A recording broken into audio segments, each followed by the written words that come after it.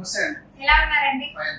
Okay sir, ఇప్పుడు శ్రావణ మాసం వచ్చేసింది. చాలా మంది గోల్డ్ కొనాలి అనుకుంటున్నారు. కూతురు పెళ్లి, కొడుకు పెళ్ళని చాలా మంది ఉంటారు.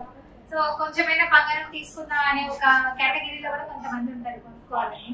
సో అలాంటి వాళ్ళు గోల్డ్ ఆర్నమెంట్ పెట్టరా, గోల్డ్ కాయిన్ పెట్టరా, గోల్డ్ ఏమంటారు గోల్డ్ బాస్ అని చెప్పి బిస్కెట్ అంటుంటారు.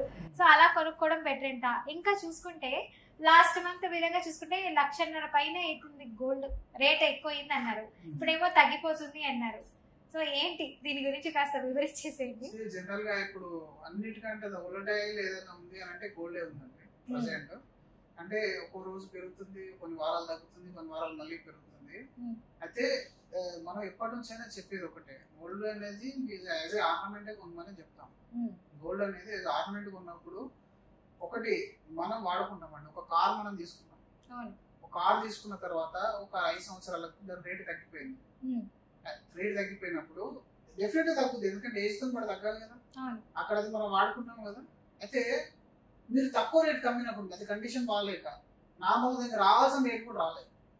రావాల్సిన రేటు అంటే మామూలుగా నేను 10 లక్షలు పెట్టుకున్నాను, 5 సంవత్సరాల తర్వాత దానికి 4 లక్షలు రావాల్సింది, 5 లక్షలు రావాల్సింది ఉంది. కానీ బికాస్ ఆఫ్ డ్యామేజ్ లేకపోతే ఆ టెంపరీ కండిషన్ వల్ల నేను 2 లక్షలకి అమ్మాను. అయినా ఏంటండి లెక్క, షోరూమ్ లో ఉంటే ఒక రేట్ లో ఉంటుంది, బయటకు వస్తే ఇంకా దాని రేట్ పడిపోతుంది. వాడేస్తారు కదా.